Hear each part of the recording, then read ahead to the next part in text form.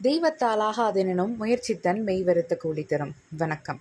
எழுத்தாளர் சாம்பவி திருநீலகண்டன் அவர்கள் வழங்கும் மோகன கதைச்சிரம் யூடியூப் பக்கத்திற்கு உங்களை அன்போடு வரவேற்கிறோம். இன்று நாம் கேட்க இருக்கும் கதை எழுத்தாளர் சாம்பவி திருநீலகண்டன் அவர்கள் எழுதிய நயனவாசினி. சந்தனகுமரன் நயன மனோகரி இருவரின் காதலையும் போராட்டத்தையும் அதன் பின்பான வாழ்வோவியத்தை பேரன்புடன் பேரழகாய் விவரிக்கிறது இக்கதை. ஆர்ஜே காமாட்சி அவர்கள் குரல் வழியில் உங்கள் செவியை இனிமையாய் நினைக்க கதையை கேட்டு மகிழுங்கள். கதை கேட்போமா? அத்தியாயம் 10. துரோகத்தின் சம்பளம். நடுக்கூடத்தில் பந்தல் துணியைப் போல் அமர வைக்கப்பட்டிருந்தார் காமராஜ். இன்னும் இந்த ஈனப்பிறவிக்கு மரியாதை கொடுக்க வேண்டுமா என்ற எண்ணத்தில் நின்றிருந்தனர் அவர் குடும்பத்தார். காமராஜின் காதல் மனைவி மல்லிகா, மூத்த மகன் பிருத்திவிராஜ், அவன் மனைவியும் அவளின் குடும்பத்தாரும் அத்தனை உக்ர கோபத்துடன் நின்றிருந்தனர். அவரின் இளைய மகன் சஞ்சய் விஷயம் அறிந்து கவுகாத்தியிலிருந்து வந்து கொண்டிருக்கிறான். ஆத்திரம் அடங்குவேனா என்றிருந்தது மல்லிகாவிற்கு. எத்தனை நாட்கள் யார் யாரோடு இருந்தாரோ என்ற எண்ணமே அவரை மடிய வைத்தது. செய்தியை கேட்ட நொடி நம்பாதவர் புலனத்தில் வந்த புகைப்படங்களை பார்த்தவுடன் மகனைதான் பேதலித்தாற்போல் பார்த்தார். உண்மையை அவரால் ஏற்க முடியவில்லை. இந்த வயதிலும் இப்படியா என்று மனது அரற்ற அவர் கழுத்து தாலியை இழுத்து விளையாண்டாள் பிருத்வியின் மகள். 10 மாத பேத்தியின் செயல் அவரை உணர்வேகம் கொடுக்க, "அனிகா, அத்தைய மன்னிச்சுக்க சாமி" என்றபடி தாலியை அத்து எறிந்தார். பிருத்வியின் "அம்மா" என்ற அலறலில் வெடித்து அழுதுவிட்டார் மல்லிகா. துரோகம், பச்சை துரோகத்தை தானே கிட்டத்தட்ட 30 வருடங்களாய் காமராஜ் அவருக்கு கொடுத்திருக்கிறார். மல்லிகா கல்லூரி செல்லும் போது காதல் என்று வந்து நின்றவரை அப்போது அநியாயமாய் பிடித்து வீட்டை எதிர்த்து திருமணம் செய்த அவருக்கு காமராஜ் இந்த வயதில் இத்தனை வருடம் வாழ்ந்த பின் கொடுத்தது என்ன? ஏமாற்றத்தை, நம்பிக்கை துரோகத்தை. இந்த ஆளு என்னைய மல்லிமான்னு கூப்பிட்டதெல்லாம் பொய்யாடா பிருத்வி என்று தலையில் அடித்துக் கொண்டு அழுதார் மல்லிகா. உயிராய் வைத்த காதலை உதாசீனம் செய்த வலியை 60 வயதில் ரண கொடூரமாய் அனுபவித்தார் அந்த தாய். பிருத்விக்கும் காதல் திருமணம்தானே. மகனாய் தகப்பனின் செயலில் எரிந்தாலும் ஒரு காதலனாய் தன் அம்மாவின் பச்சை ரணம் புரிந்தது. துரோகத்தின் வலி எப்போதும் பெரியதுதானே. அனிகாவின் தம்பிமுறை பையன் காமராஜின் இத்தனை வருட ஆட்டத்தை மொத்தமாய் பட்டியலிட்டு கூற ரத்தம் கொதித்தது மல்லிகாவிற்கு. ஒரு கட்டத்தில், "இன்னும் எத்தனை பேரோட இருந்தீங்க?" என்றவர் கேள்வியில் கூசி போய் அறைக்குள் சென்று விட்டாள் அனிகா. அனிகாவின் வீட்டினர் அவர்கள் வழியில் பெரிய தலைக்கட்டுக்காரர்கள். மகளின் காதலை மதித்து பிருத்வியின் நற்பண்பினை உணர்ந்து அவனை தங்கள் மருமகனாக்கிக் கொண்டனர். ஆனால் மகளின் புகுந்த வீட்டு கௌரவம் அவர்களுக்கு அத்தனை முக்கியமாயிருந்தது. அதை மொத்தமாய் திம்சு போட்டு மெத்தி இருந்தார் காமராஜ். விட்டு விடுவார்களா என்ன? பிருத்வியின் ஆட்சேபனையின்மை மேலும் அவர்களுக்கு வலு சேர்க்க சைலேந்திரன் வச்சு செய்து முடித்திருக்க அந்த சூட்டை தணிக்க எண்ணிய 60 வயதை கடந்தும் அடங்காத காமராஜை அரவங்காட்டில் பட்டிலோடு பிடித்து பிரித்தெடுத்து விட்டனர். குண்டுகட்டாக கோவை தூக்கி வந்து மல்லிகாவின் முன் நிறுத்தி இருந்தனர். இனி அவர்கள் கையில்தான் எல்லாம் என்று. பிருத்வியும் ஒரு கட்டத்தில், "அம்மா, இந்த வயசுக்கு மேல டிவோர்ஸ் எல்லாம் தேவையில்லாத பேச்சுன்னு நினைக்காத. மொத்தமா அந்த ஆள் சங்காத்தமே இல்லாம சென்னை போயிடலாம். வேண்டாமா, விட்டுரு" என்றிருக்க சஞ்சய் வந்திருந்தான். ஹால் ஓரத்தில் சுவற்றோடு சாய்ந்து அமர்ந்திருந்த காமராஜை பார்க்க அழுகையோடு கோபமும் வந்தது. "நீங்க நல்லா அப்பாவா இருந்தீங்க. ஆனா ஆம்பளைய தோத்து போய் செத்துட்டீங்க" என்றவாறு மல்லிகாவின் அறைக்குள் வந்தவன் "மா" என்றபடி அவரை கட்டிக்கொண்டான். வரம்பு மீறிய ஆசை ஒரு குடும்பத்தை மொத்தமாய் சிதைத்திருந்தது. 3 தினங்கள் கடந்து கோவை மாநகரின் ஒப்பனக்கார வீதி பரபரப்பான திங்கட்கிழமை காலை நேரம். பருதியின் உச்சபட்ச சூடு தாங்காது மக்கள் நிழலை தேடி விரைய போக்குவரத்து நெரிசலும் ஏகத்திற்கு இருந்தது. முகூர்த்த சீசன் ஆகையால் ஜவுளி கடைகளில் கணிசமான மக்கள் கூட்டம் இருந்த வண்ணம் இருக்க, போலீசாரின் எச்சரிக்கை குரலும் ஒலிபெருக்கியில் வந்த வண்ணம் இருந்தது. சிவப்பு விளக்கு மாறி பச்சை வந்தவுடன் வாகனங்கள் சாலையில் பறந்திருந்தன. கடைசியாக பச்சை விளக்கு சமிஞ்சை முடிய 15 வினாடிகள் இருக்க, சிக்னலின் 4 வழி சந்திப்பில் மெதுவாய் வந்து நின்றது ஒரு ஆம்னி வேன். நின்ற சமயத்தில் பந்தல் கட்டாயிருந்த காமராஜை தூக்கி வீசிய கையோடு வேகம் எடுத்து பறந்திருந்தது. ஏய் ஏய் ஏய் என்று சப்தங்கள் எழ சிக்னல் விழுந்திருந்தது. சுதாரித்த மக்கள் வாகனங்களை நிறுத்தியபடியே அவரை யார் என்று அடையாளம் தெரியாது தூக்கி நிறுத்தி ஓரம் கட்டினர். டேய், காமராஜ் சார்டா என்றொரு குரல். சத்தியத்தில் இருந்த மொத்த பேரும் சூழ்ந்து விட்டனர் அவரை. அரைகுறையான ஆடை, ஆபாசமாக தான் இருந்தது. முகம் முழுக்க இரத்த காயம், உடலெல்லாம் அத்தனை அடி உதை விழுந்த தடம். ஒரு பக்கம் மீசை மழிக்கப்பட்டு பின்பக்க தலைமுடியும் மழிக்கப்பட்டிருந்தது. மயக்கம் தெளிந்த நிலையில் முற்றும் அவரால் தன் நிலையை கிரகிக்க முடியவில்லை என்றாலும் அவர் இருந்த கோலம் புரிந்து கூசியது. அவமானம் பிடுங்கி தின்றது. சார், தண்ணி குடிங்க மொத. டேய், ஒரு போர்வை எடுத்துட்டு வாடா. சார் சார், கேக்குதா சார்? யாராவது வண்டி கொண்டு வாங்க, இல்ல ஆம்புலன்ஸ கூப்பிடுங்க. போக்குவரத்து காவலர் வந்துவிட, அவருக்கு காத்து வரட்டும், தள்ளி நில்லுங்க, தள்ளுங்கய்யா என்க இன்னும் நன்றாய் அவரை வேடிக்கை பார்த்தனர் மக்கள். அழுகையெல்லாம் தாண்டிய ஒரு மன்னிக்க தகுதியற்ற இடத்தில் இருந்ததால் மரத்து போய் அமர்ந்திருந்தார் காமராஜ். யாரோ ஒரு துணியை கொண்டு அவர் உடம்பை போத்தினார். தண்ணீரை பருக வைத்தனர். குடிக்க முடியாது துப்பினார். முற்றும் செயலறந்து போயிருந்தார் மனிதர். கனகம்பீரமாய் நடந்த இடத்தில் கூனி குறுகி போய் அமர்ந்திருந்தார். இதுவெல்லாம் என்னடா நிலை என்பது போல் அவர் முதுகு பக்கத்தில் ஒரு பேப்பர் இருந்தது. பல பெண்களின் கனவு நாயகனுக்கு இந்த நிலை என்றால், இங்கிருக்கும் ஒவ்வொரு கடையில் இருக்கும் இவரின் ஆசை நாயகிகளின் நிலை இதைவிட படு மோசமாக அமையும். இது வெறும் செய்தி அல்ல, எச்சரிக்கை என்றிருக்க படித்த நபர் ஆடி போய்விட்டார். உடனே பக்கத்தில் இருந்தவர் அதை சப்தமிட்டு படிக்கவும், காவலர் அதை கைப்பற்றி ஒரு ஆட்டோவை பிடித்து காமராஜை 2 பேரோடு மருத்துவமனை அனுப்பி வைத்து போக்குவரத்தை சீராக்க முனைந்தார். காமராஜின் விசுவாசியோ அல்ல சக மனிதனை காக்க முனைந்த ஒரு ஈரமுள்ள மனிதரோ, ஆண்டவனுக்குதான் வெளிச்சம். காமராஜே இந்த நிலையில் இருக்க முத்துராமன் யாரென்று யோசிக்க முடியாது அவனை வேலூரிலேயே முடமாக்கி இருந்தார் சரபேஸ்வரன். ஹேமா, சரண், இந்த நயனி பொண்ணுக்கு நீ செய்யற ஒரு உதவியா இது இருக்கட்டும். உன் மச்சாங்கிட்ட சொல்லி அந்த கருப்பு முத்துராமனை ஆஃப் பண்ண வையேன் என்றிருக்க ஒரு பெரும் யோசனை சரபேஸ்வரனிடம். அவரின் வெகுளி பெண் நயனிக்காக சரபேஸ்வரனிடம் பேசினார் ஹேமா. என்னடா யோசிக்கிற? இல்ல, நீ அவ்வளோ சீக்கிரம் யாருக்காகவும் கேட்க மாட்டியே, என்ன விஷயம் என்க. அந்த பையன் குமரன் கொஞ்சம் நல்ல மாறி, அவனுக்காகவும் பண்ணலாம்னு தான் என்றிருக்க கொஞ்சம் யோசிப்பதாய் பாவனை காட்டியவர், முடிச்சாச்சு. அவனோட கல்யாண பரிசா இந்த விஷயம் இருக்கட்டும் என்க. என்ன? எப்ப பண்ண சரண்? ஹேமாவிற்கு ஆச்சரியம். அவன் எப்ப என் கடையோட சிசிடிவி வீடியோஸ என்ன கேட்காம எடுத்தானோ அப்பவே முடிவு பண்ணி வச்சதுதான்.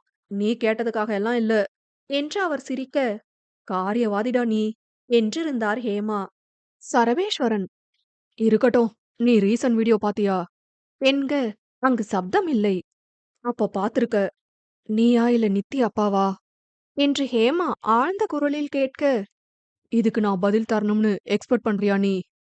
ஒரு பெருமூச்சு வெளியானது ஹேமாவிடம். பழிவெறியெல்லாம் அவரிடம் இல்லை. யார் என்ன செய்தாலும் அதற்கான எதிர்வினையை நிச்சயமாய் அனுபவிப்பர் என்பது அவரின் எண்ணம். அவ்வளவுதான். சரபேஸ்வரன், சரி, சைலண்ட் ஆகாத. நாங்க கண்டிப்பா இல்ல. இது வேற கணக்கு. உண்மையா நீங்க எதுவும் பண்ணலையா? அவ்வளோ டவுட் இருந்தா உன்னோட மிஸ்டரை கேளு என்றவர் மேலும் பேசி வைத்து விட்டார். அத்தோடு அந்த பேச்சிற்கும் முற்றுப்புள்ளி வைத்தாயிற்று. இங்கு சரபேஸ்வரன் குறிப்பிட்ட அந்த வீடியோவை தான் ரீவைண்ட் செய்து பார்த்து கொண்டிருந்தான் பாண்டி. காமராஜின் பிரத்யேக வீடியோதான் அது. போனை வேறு வேறு திசைகளில் வைத்து பார்த்தபடி, நல்லா வகை வகையா ரகரகமா பொளந்திருக்காங்கயா மாப்ள, செத்த உற்றிருந்தா சுருங்கிருக்கும் என்க. எது என்றான் கார்த்தி. தண்ணீரை குடித்துக் கொண்டிருந்த குமரனுக்கு புரை ஏறிவிட்டது. நார பயல, அந்தால சொன்ன, ஏற்கனவே குள்ளம் போட்டு பொளந்திருக்கிற லட்சணத்துல 4 அடியும் சுருங்கி இருக்குமேன்னு என்க. அரையதிர சிரித்தான் குமரன். நீ பாக்கலேடா கட்டெரும்பு, அந்த ஆளுக்கு தானே உன் மேல ஒரே லவ்ஸு என்ற பாண்டி குமரனின் போனிற்கு அதை பகிர, எனக்கு எதுக்கு அதெல்லாம் வேண்டாம், அனுப்பாத. அந்த கேடு கெட்ட ஆளோட வண்டவாளம் இப்ப வச்சு வெளியே வந்துச்சே, சும்மா எத்தனை நாளைக்கு தான் நல்லவன் வேஷம் போட்டுட்டு உத்தம நாட்டம் பேசுவான், பொறுக்க முடியாம பொளந்துட்டாங்க என்றவன் காதில் செவிப்பேசியை அடைத்து அமர்ந்து விட்டான். இவனுக்கு ரசனையே இல்லடா கார்த்தி என்றான் பாண்டி சலித்தபடி. ம் அவன் நிலையில நீ இருந்தா ரசிப்ப என்று கார்த்தி முறைக்க, சேரி உடு என்றவனும் அடங்கிவிட்டான். குமரனின் முகத்தில் சற்றேனும் இலக்கம் இப்போது வந்திருந்தது. நேற்று அவன் மதுரையிலிருந்து வந்த பின்னர் அவனிடம் கொஞ்சம் மாற்றம் இருந்தாலும் மனப்புழுக்கம் இல்லாது இல்லை. கார்த்திக்கு அவன் கட்டெரும்பு தன் கூட்டிற்குள் சுருங்குவதை பார்க்க முடியாது பெருந்தவிப்பானது. சலித்தவன் என்று நெஞ்சை தடவிக்கொண்டு மணியை பார்த்தான். கடிகாரமுள் இரவு 12 தாண்டி பயணிக்க தீர்த்த வாடை அவனை வா வா என்றழைத்தது. இருந்தும் போக முடியாது எதுவோ அவனை தடுக்கவும் செய்தது. அந்த உணர்வை தாங்காதவன் குமரனின் செவிபேசியை வெடுக்கென்று எடுத்தபடி, மூஞ்சிய கொஞ்சம் மாத்திதான் தொலையேன், எனக்கு தான் உன் மொகரக்கட்டைய இப்படி பார்க்க சகிக்கல என்று அவனிடம் பாய்ந்திருந்தான். முறைத்தவன், என் நயனி பாப்பா என்க, என் வாயில என்னவாவது வந்துரும் பாத்துக்க. இன்னும் 2 வாரம் கூட இல்ல கல்யாணத்துக்கு. இப்படி மண்ணு மாரி இருந்தீனா என்னடா செய்ய என்று பொரிந்தான். கார்த்தியின் கண்களை பார்த்தபடி, என்ன செய்ய, யார் இருக்கா என்றிருக்க, யோசிக்காது சுள்ளென்று அவன் கட்டெரும்பை அறைந்திருந்தான் கார்த்தி. அத்தியாயம் 11. கார்த்தியின் கட்டெரும்பு. திங்கள் இன்று விடுமுறை எடுத்திருந்த காரணத்தால் தெளிந்த வானத்தில் மேக கூட்டங்கள் எல்லாம் ஓடி ஆடிக் கொண்டிருந்தன. பளிர் நீலமும் அதில் கூட்டு கூட்டாய் மிதந்த மேக பவனியும் அத்தனை ஈர்த்து ஆகர்ஷித்தது. காலை மணி 10 கடந்தும் ஊழியர்களும் சரி கடையும் சரி மந்தமாகத்தான் இருந்தது. முகூர்த்த நாளும் இல்லை. வாரத்தின் முதல் நாள் வேறு. வியாபாரமும் சுமாராகத்தான் இருக்கும்.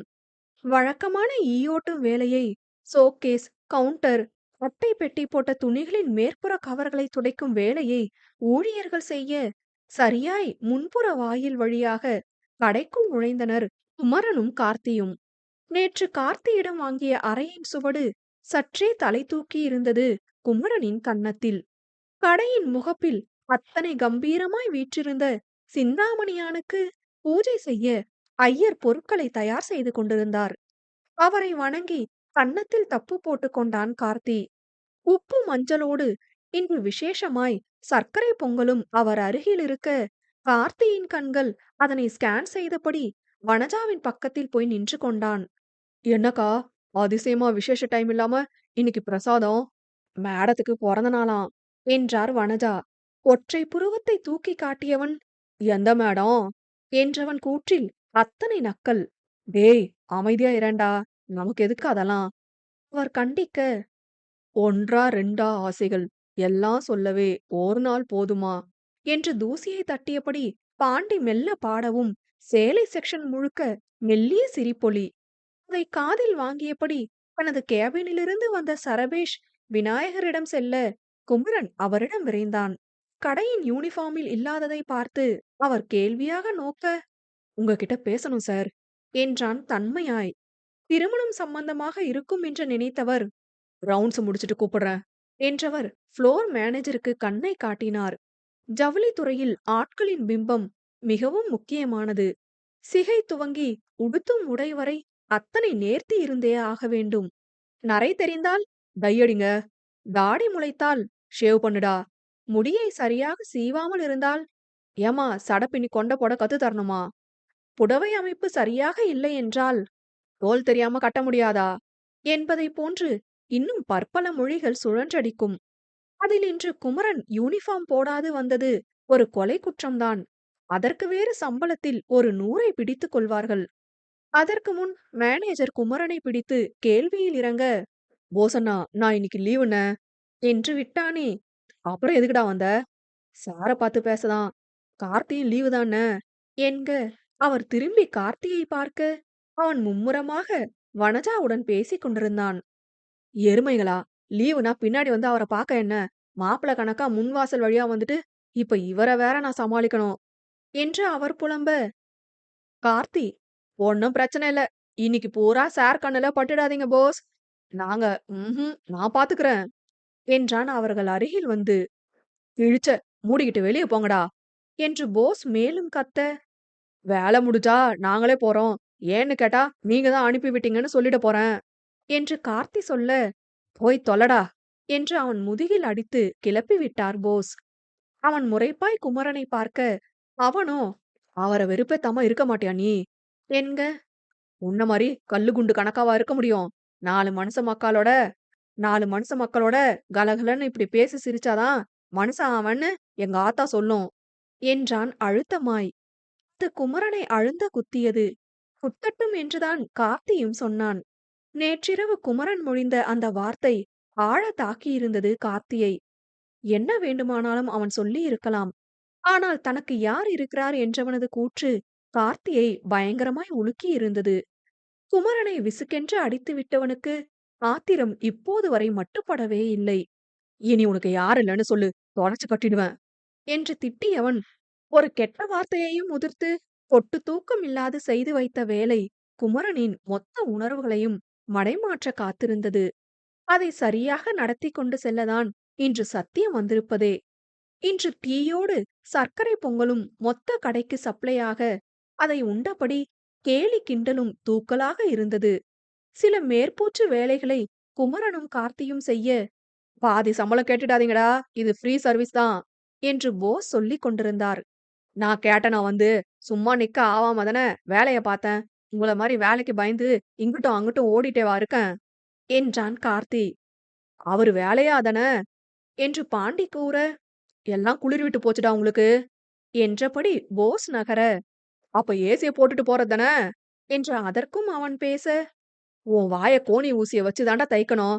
மூடுறானா பாரு" என்று போஸ் திரும்பி வர, சரபேஸ்வரன் அங்கு ரவுண்ட்ஸ் வரவும் வார்த்தையாடல் நின்றது. மொத்த கடையையும் சரபேஸ்வரன் ஆராய்ந்துவிட்டு, ஆபீஸில் சில நிமிடம் வேலைகளின் நிலையை கேட்டறிந்துவிட்டு, மணி 12 நெருங்கும் நேரம் கேபினிற்குள் வந்தவர் ஞாபகமாய் குமரனை அழைத்திருந்தார். கார்த்தியோ, "நீ எதுவும் பேசாத, நானே பேசிக்கிறேன். நேத்து விழுந்தது ஞாபகம் இருக்கட்டும்" என்றபடி அவன் கேபினிற்குள் செல்ல, அங்கிருந்த குளிர் அவனை பதம் பார்த்தது. "சொல்லுங்க தம்பிகளா" என்றார் சரபேஸ்வரன். குமரன் நேரடியாகவே, 2 வாரத்துல கல்யாணம் வச்சிருக்கேன் சார். எங்க வீட்ல ஒத்துக்கல. நான் தான் முன்னெடுத்து பண்றேன். அதான் லீவ் சொல்லிட்டு போலாம்னு வந்தேன் சார்" என்றான் தெளிவாய். அவன் சரபேஸ்வரனிடம் அனுமதி கேட்கவில்லை. செய்தியை பகிர்ந்தான். நியாயத்திற்கு சரபேஸ்வரனிற்கு அது கோபத்தை தந்திருக்க வேண்டும். ஆனால் குமரனின் அந்த தைரியம் அவரை கவர்ந்தது. வேண்டுமென்று கூழை கும்பிடு போடும் நபர் அல்ல அவன். துணிந்து நேர்கொண்டு தன் கருத்தை சொல்லும் நெஞ்சுரத்தான். "இந்த குளிருல ஒத்த நிமிஷம் நின்ன பாவத்துக்கு மொத்தமா கவுத்துட்டானே பாவி" என்று நினைத்தவன் குமரனை முறைக்க, அவன் சரபேஸ்வரனிடம் பேசிக் கொண்டிருந்தான். நிமிடங்கள் செல்ல அவ்விருவரின் பேச்சு அவனுக்கு ருசிக்கவில்லை போல. காரணமே இல்லாது, "சார், உங்க கல்யாணத்தப்போ கலர் கலரா கனவெல்லாம் வந்திருக்கும் தானே சார்" என்றான் சரபேஸ்வரனை பார்த்து. குமரனும் சரபேஷும் அவனை வினோதமாய் பார்க்க, அவன் எங்கு அதை கண்டு கொண்டான்?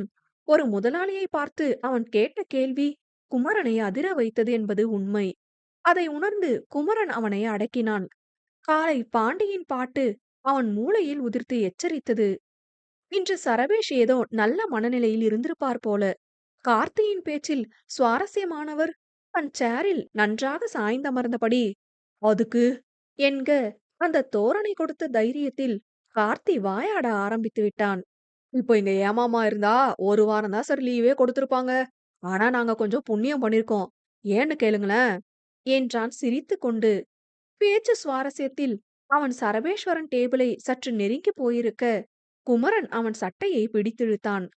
அவனை திரும்பி பார்த்தபடி, "இருடா கட்டெரும்பு, நம்ம சார் தான" என்றவன், "நீங்களும் கேளுங்க சார்" என்றான் மீண்டும் சிரித்துக்கொண்டு.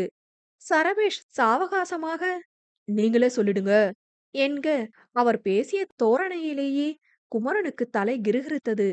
"என்ன இருந்தாலும் ஒரு ஆம்பளையோட மனசு இன்னொரு ஆம்பளைக்கு தானே தெரியும். அதான் சார்" என்று பெரிய அசியத்தை கேட்டது போல் அவன் கைத்தட்டி சிரிக்க, "கல்யாண டைம்ல இவன் வேலைக்கே வேட்டு வச்சுடுவான் போலயே குமரா" என்று உள்ளூர நினைத்து திருதிருத்தான் குமரன். "நீங்க எவ்ளோ பெரிய நல்ல உள்ளம்னா, நம்ம குமரனுக்கு ஒரு 2 வாரம், ச்சே, என்ன சார் 2, ஒரு 3 வாரம் லீவ் கொடுக்க மாட்டீங்க? கூட இந்த மாப்பிள்ளை தோழனான கார்த்திக்கும் லீவ் தராம போயிடுவீங்களா?"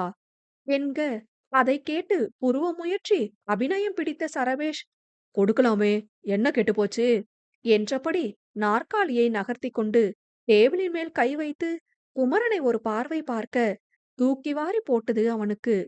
அவசரமாய், "சார், 1 வாரம் லீவ் போதும்" என்று அவன் படபடக்க, சாமியே அருள் தந்தாலும் இந்த ஆசாமி இருக்கே என்று நினைத்து எரிச்சலான கார்த்தி, டேய் சாரே சரிங்கிறாரு. நீ ஏன்டா? அவருக்கு வந்த கலர் கலர் கனவு உனக்கும் வரும்னு அவருக்கு தெரியாதா என்ன? என்றவன் சரபேஷை பார்க்க, அவர் அவ்விரு ஆடவர்களின் பேச்சை நக்கலான முகபாவத்துடன் கேட்டபடி அமர்ந்திருந்தார். கல்யாணத்துக்கு லீவ் என்ன? மொத்தமா ரிலீவே ஆக்கிக்கோங்க என்க திக்கென்று ஆகிவிட்டது இருவருக்கும். அந்த பதிலால் அட்டென்ஷன் மோடிற்கு சென்றவன், சார் என்று அதிர்ந்து அழைக்க, மாப்பிள்ளை தோழனுக்கெல்லாம் 2 வாரம் லீவ் வேணுமா என்ன? என்க சிலிர்த்து கொண்டு, கண்டிப்பா சார். என் கட்டெரும்பு கல்யாணம் இல்லையா? நான் கூட தான் இருக்கணும், இருப்பேன் என்றான் சரபேஷை நேர்கொண்டு பார்த்தபடி. அவன் பேச்சில் அத்தனை அடர்த்தி. நிமிடம் யோசிக்காது வந்த அவன் பதிலில் சன்ன புன்னகை ஒன்றை சிந்தினார் சரபேஸ்வரன். நல்லது என்றவர் உடல் மொழி குமரனை பதற்றமாக்கியது. அதை புரிந்தபடி, HR கிட்ட லெட்டர் எழுதி கொடுத்துட்டு போங்க குமரன். கல்யாணத்தை நல்லபடியா முடிச்சிட்டு 3 பேரும் வாங்க என்று சிரித்தவுடன் தான் பிடித்து வைத்த மூச்சை வெளியிட்டான் கார்த்தி. ஒரு லீவுக்கு எத்தனை அக்கப்போர் சாமி